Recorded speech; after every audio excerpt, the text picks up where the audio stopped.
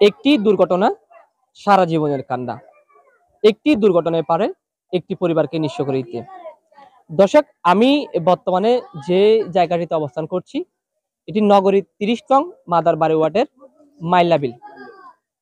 এই বস্তিতে যারা বসবাস করে তারা হলো সমাজের অসচ্ছল সুবিধা বঞ্চিত জনগণ।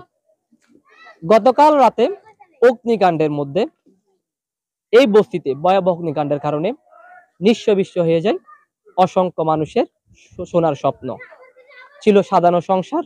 তাদের সেই সাজানো সংসার মুহূর্তের মধ্যে ভয়াবহ অগ্নিকাণ্ডে নিঃস্ব হয়ে যায়। দর্শক, আমরা এখানে এসে যেটি দেখলাম, আমি যদি আপনাদেরকে একটু দেখাই, যে আমার পিছনে এটা একটা গোয়ালঘর। গোয়ালঘরে ছিল তাদের সেই পোষা প্রাণী। অনেকের স্বপ্ন ছিল এই পোষা প্রাণী দিয়ে তাদের সুন্দর সংসার সাজাবে। সাজানো গুজানো সেই সংসারটি মুহূর্তের মধ্যে ধ্বংস হয়ে যায় অগ্নিকাণ্ডের কারণে। এখানে ঠিক আমরা যারা জনসাধারণ ছিলেন, জনগণ ছিলেন, তাদের সাথে কথা বলে যেটি জানলাম, প্রায় ৫৩টি ঘর ছিল, যেখানে প্রায় ৪৪টি পরিবার ছিল, অর্থাৎ শতাধিক মানুষের বসবাস ছিল এখানে।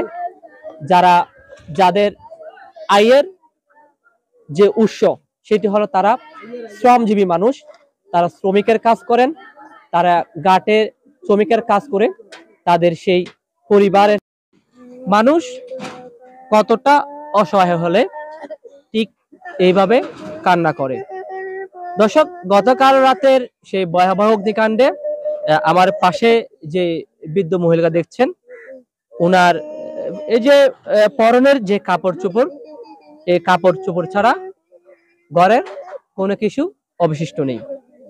হারিয়েছেন তার সাজানো গোছানো স্বপ্নের সংসারের সকল মালামাল। আমরা এখানে এসে যে বিষয়টি জানতে পারলাম, গতকাল মধ্যরাতে অগ্নিকাণ্ডের ঘটনা ঘটলেও এখনো পর্যন্ত কোনো সরকারি, বেসরকারি কিংবা কোনো এলাকার বিত্তশালী ব্যক্তি এখানে আসেনি। আমাদের আজকের এই প্রতিবেদনের মাধ্যমে আমরা দেশবাসী, স্থানীয় জনগণ, ঊর্ধ্বতন কর্মকর্তা এবং সরকারি বেসরকারি যে সংস্থাগুলো রয়েছে তাদের প্রতি আমরা আকুল আবেদন জানাবো, আপনাদের ছোট ছোট মানবিক সহায়তা পারে ঠিক এই অসহায় মানুষগুলোকে পাশে দাঁড়াতে।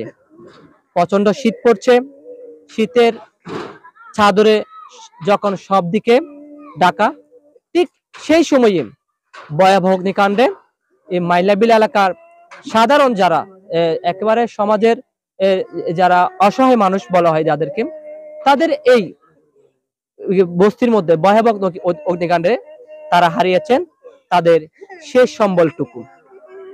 সবাই আজকের প্রতিবেদনের মাধ্যমে বিশেষভাবে অনুরোধ করব, আসুন আপনারা আপনাদের আত্মমানবতার হাত বাড়িয়ে দিন।